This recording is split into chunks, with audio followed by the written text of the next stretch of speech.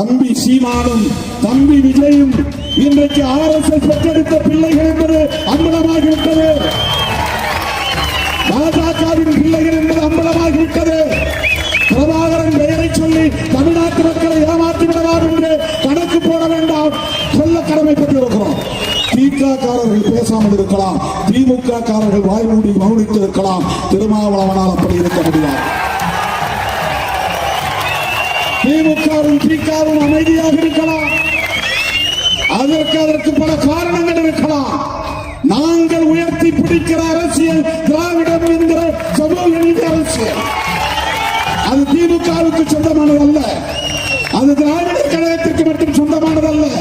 எனது பாட்டன் அயோத்திதாச பண்டிதர் முன்னெடுத்த அரசியல், ஆரியத்திற்கு எதிரான அரசியல், பார்ப்பனியத்திற்கு எதிரான அரசியல், புரட்சியாளர் அம்பேத்கர் உயர்த்தி பிடித்த அரசியல். என்ன கத்தி பேசிவிட்டால் அது நியாயமாகிவிடுமா? உறக்க பேசிவிட்டால் நியாயமாகிவிடுமா? பெரிய மனுஷன் என் தியாகம் பேசிட்டு விட தம்பி.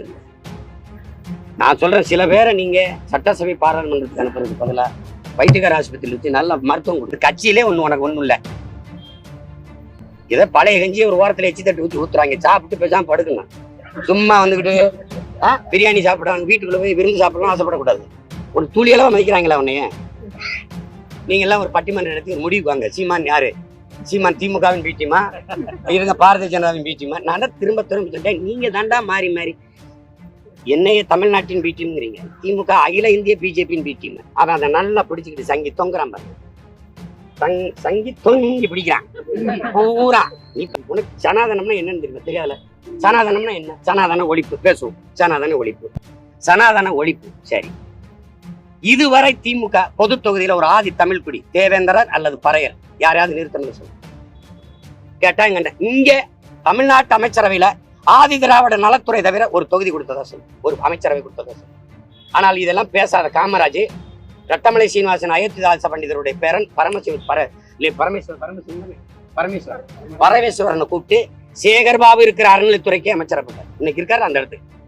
அப்போ என்னங்க நீங்க ஒரு தாழ்த்தப்பட்டவரை தூக்கி அறநிலைத்துறைக்கு அமைச்சரா போட்டாயினதுக்கு பெரியவர் சொன்ன பதில பாருங்க. விடு, எத்தனை நாளைக்கு என்ன கோயிலுக்குள்ள விடு விடுன்னு போராடிக்கிட்டு இருக்கிறது? இனி பரமேஸ்வரனுக்கு இவன் தலைப்பாக கட்டி தானே தீரணும். அது புரட்சி, அது சனாதன ஒழிப்பு. நீ ஆரிய பெண் பார்ப்பன பெண் ஜெயலலிதா தலித்தெளிமலை கூட்டி போத்து திருச்சியில நிறுத்தி வெள்ள வச்சாங்க, அது சனாதன ஒழிப்பு. அருந்ததியர் தாழ்த்தப்பட்ட குடி தனபாலத்துக்கு 2 முறை சபாநாயகராக்கி எவன் வந்தாலும் எந்திரிக்கிற மாதிரி ஒரு பதவி கொடுத்து உட்கார வச்சாங்க. தனபால் வரும்போது முதலமைச்சரே எந்திரிக்கணும். அப்படி ஏதாவது செஞ்சிருக்கா? பெரம்பலூர் பொது தொகுதி தனி தொகுதியிலிருந்து பொது தொகுதி ஆயிருச்சு. நல்லா கேட்டுக்கணும், பொது தொகுதி ஆயிருச்சுல. ஐயா கருணாநிதி என்ன பண்ணிருக்கணும்? உன் சொந்த ஒரு அங்கேயே நில்லு ராஜான்னு சொல்லியிருக்கணும். பொது தொகுதியில இவனை தமிழனா பார்க்காம தாழ்த்தப்பட்டவனை தூக்கி நீலகிரிக்கு தூக்கி விட்டீங்க. இதான் சனாதன ஒழிப்பா? இதான் ஒழிப்பா?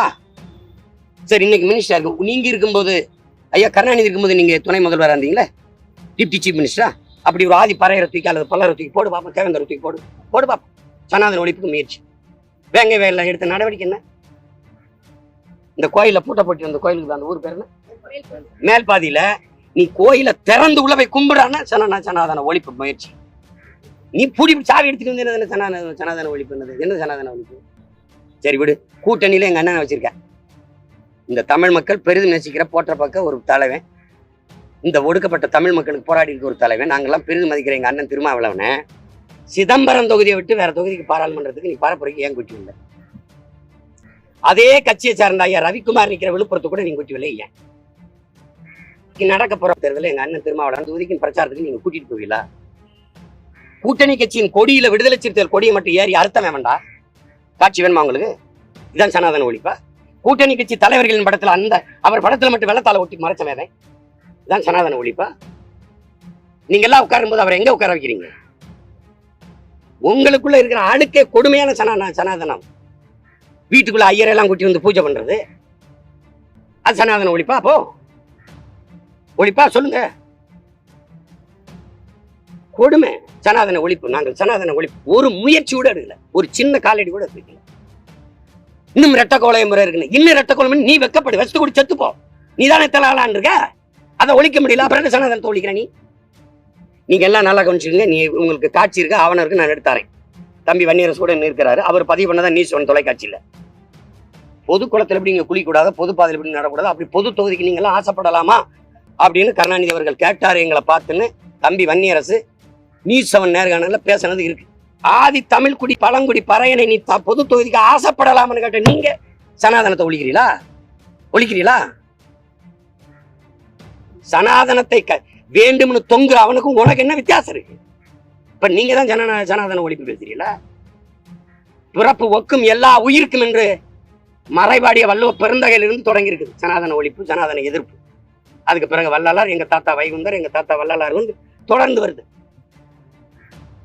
இந்த சனாதன கொடுமைக்கு எதிராக தான் அவன் சுத்த சன்மார்க்கம்னு ஒரு சமயம், அன்பு வழின்னு ஒரு சமயத்தை தொடங்கினது எங்க தாத்தா வைகுந்தர். அதனாலதான் அது இன்னைக்கு வரைக்கும் தொடர்ந்து இத்தனை ஆண்டுகள் ஆட்சியில நேத்தான் கட்சி ஆரம்பிச்சு ஆட்சியை பிடித்த மாதிரி நீங்க பேசிட்டு இருந்தீங்கன்னா வேடிக்கல்ல.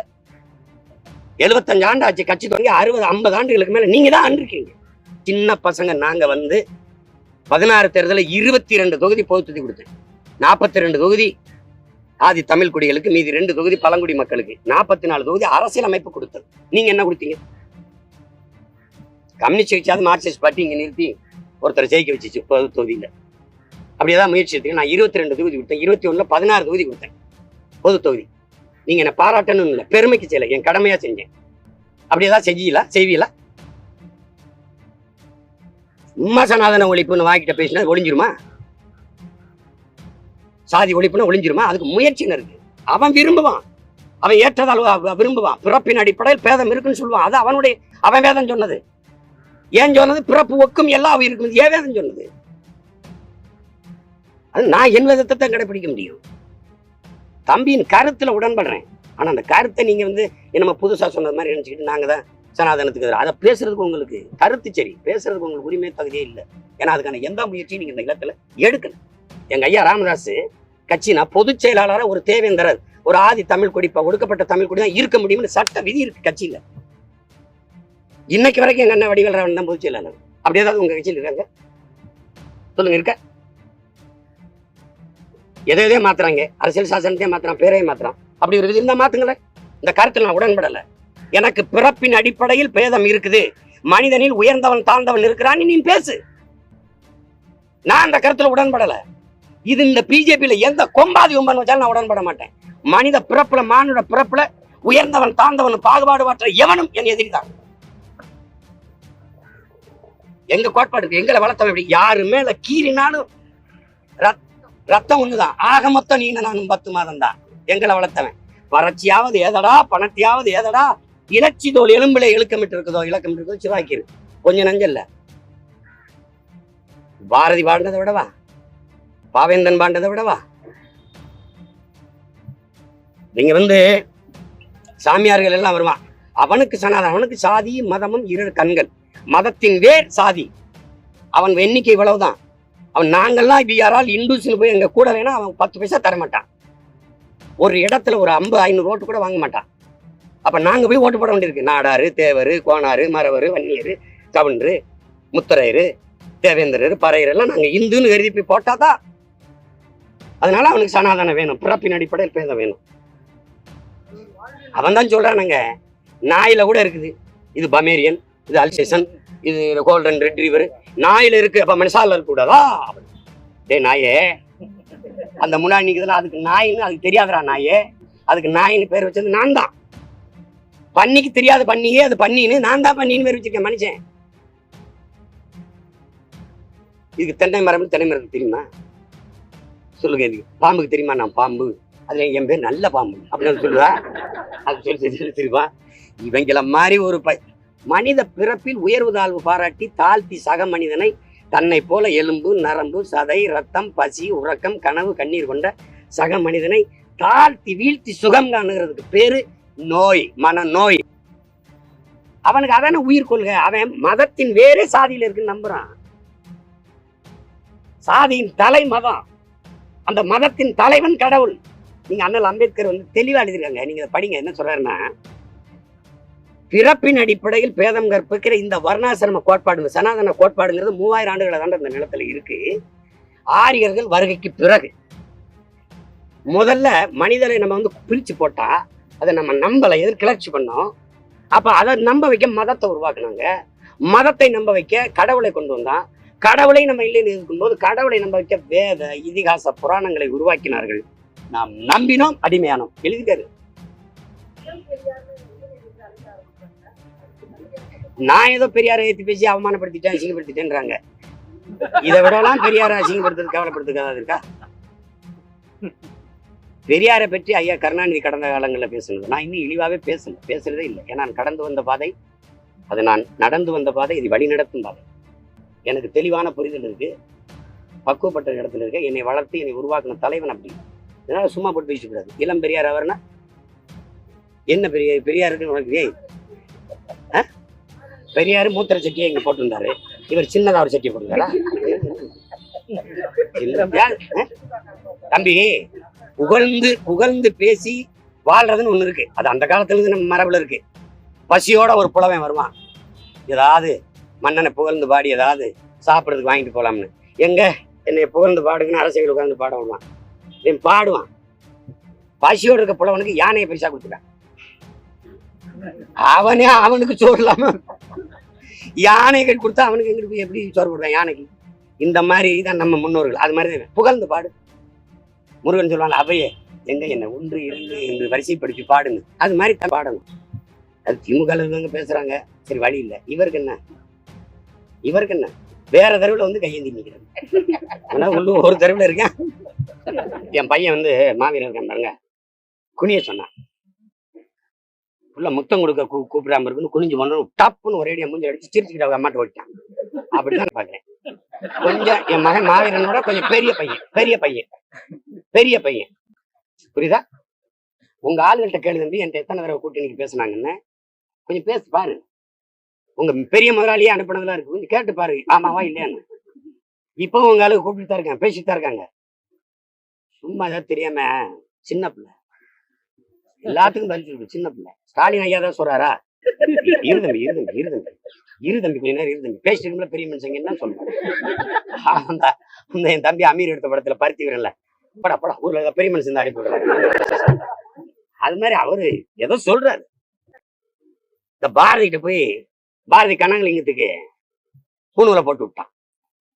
சனாதனத்தை ஒதுக்க பாச ஆளுங்க என்ன பண்ணாங்கன்னு பாருங்க. பார்ப்பனன் சாதிகள் இல்லையடி பாப்பான்னு பாடினவனே நீ பாப்பான்னு சொல்லி கொடுத்தா.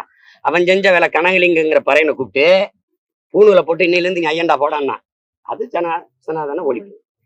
ராமானுஜர் பிராமணர் கோயில் நிலைய போராட்டம் நடத்துறது. எல்லா தாழ்த்தப்பட்ட மக்களையும் பறையரு, தேவேந்திரரு, சாணாரு எல்லாரையும் கூட்டிட்டு போகும்போது எவனும் உள்ள நுழைஞ்சா அதான் நுழைஞ்சா மாதிரி மீனச்சம்மன் கோயில்ல தான் வைத்தியநாதர் போறாரு. இதான்றா வைத்தியநாதர் ஐயர் குச்சி போறாரு. ஒரு பையன் ஆதரிக்கல. எனக்கு ஆதரிச்ச ஒரே ஒரு மகன் எங்க தாத்தா தெய்வ திருமன் முத்துராமலிங்க தவிர ஐயரை கூட்டிட்டு போங்க வரான்னு பாக்குறேன், நான் கூட வரேன்னாரு. அதெல்லாம் சனாதன ஒழிப்பு முயற்சி. நீங்க அப்படி ஒண்ணும் பண்ணலையே. அது சனாதனம் இல்ல, மாட்டி சாணம்.